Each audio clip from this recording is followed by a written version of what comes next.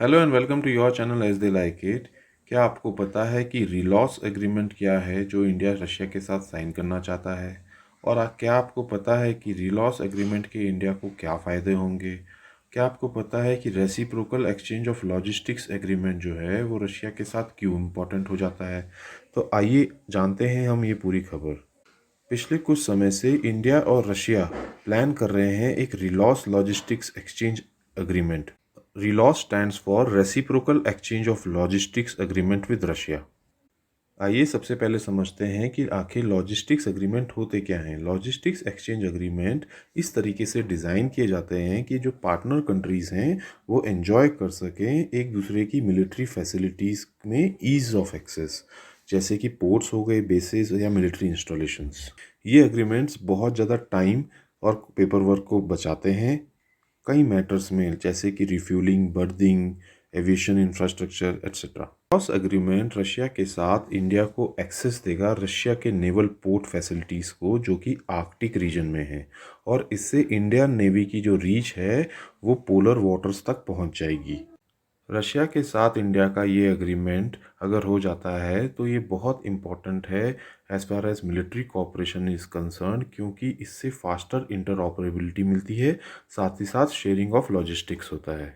आइए देखते हैं इस एग्रीमेंट की सिग्निफिकेंस क्या है। पहली सिग्निफिकेंस है नेवल कोऑपरेशन। इस एग्रीमेंट से सबसे ज़्यादा फ़ायदा जो होगा वो इंडियन नेवी को होगा, क्योंकि इससे इंडियन नेवी की जो रीच है वो पोलर वाटर्स तक पहुंच जाएगी। सेकंड सिग्निफिकेंस है इंटरऑपरेबिलिटी। इस एग्रीमेंट से जो ऑपरेशनल टर्न अराउंड है वो एनहेंस हो जाएगा और इंटरऑपरेबिलिटी जो है वो स्ट्रेंथन हो जाएगी। थर्ड सिग्निफिकेंस है मिलिट्री कॉपरेशन एनहेंसमेंट। जो रशिया और इंडिया का मिलिट्री कॉपरेशन जो है वो कई सालों से चला आ रहा है, और रशियन हार्डवेयर जो हैं वो इंडियन आर्म्ड फोर्सेस में ऑलरेडी प्रोवाइडेड हैं।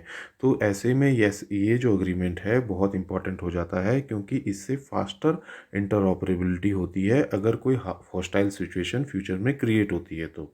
और फोर्थ सिग्निफिकेंस है कि फ्यूचर में जितनी भी डिफेंस परचेजेस इंडिया रशिया से करता है उसमें भी एडवांटेज मिलती है, क्योंकि इंडिया ने लॉजिस्टिक्स एग्रीमेंट पहले से ही साइन किया होगा। एग्रीमेंट की नेक्स्ट जो सिग्निफिकेंस है ये इंडिया के आर्कटिक एक्सपीडिशंस को कंप्लीट करता है, क्योंकि इससे इंडियन नेवी को जो है एक्सेस मिल जाती है आर्कटिक रीजन में रशियन पोर्ट्स पर। अब क्वेरी ये उठती है कि क्या इंडिया के ऐसे एग्रीमेंट्स और कंट्रीज़ के साथ भी हैं? तो इंडिया ने लॉजिस्टिक्स एग्रीमेंट जो है वो 6 कंट्रीज़ के साथ ऑलरेडी कंक्लूड किए हुए हैं। इसमें सबसे पहले है यूएस, फिर जापान, फिर Australia, Singapore, France and South Korea. इन सभी 6 कंट्रीज से इंडिया ने लॉजिस्टिक्स एग्रीमेंट किए हुए हैं। यूएस के साथ जो इंडिया ने एग्रीमेंट किया था उसका नाम है LEMOA, that is logistics exchange memorandum of agreement. वहीं जापान के साथ जो इंडिया ने एग्रीमेंट किया था उसका नाम है ACSA, acquisition and cross servicing agreement. और ऑस्ट्रेलिया के साथ जो इंडिया ने किया था उसको कहते हैं MLSA, mutual logistics support agreement. वहीं करेंटली यूनाइटेड किंगडम के साथ भी इंडिया लॉजिस्टिक्स एग्रीमेंट जो है वो एक्सप्लोर कर रहा है। तो दोस्तों ये थी हमारी coverage regarding logistics agreement with Russia जो इंडिया साइन करना चाहता है, और ये आपके एग्ज़ाम की दृष्टि से बहुत इंपॉर्टेंट है।